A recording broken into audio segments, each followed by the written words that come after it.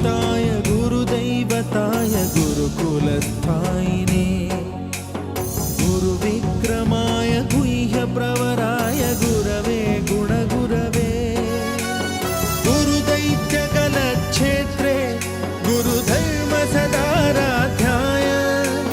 गुरुपुत्रपरित्रात्रे गुरुपाखण्डखण्डकाय गीतसाराय गीततत्त्वाय गीतगोत्राय धीमहि गूढगुल्फाय गन्धमत्ताय गोजयप्रदाय धीमहि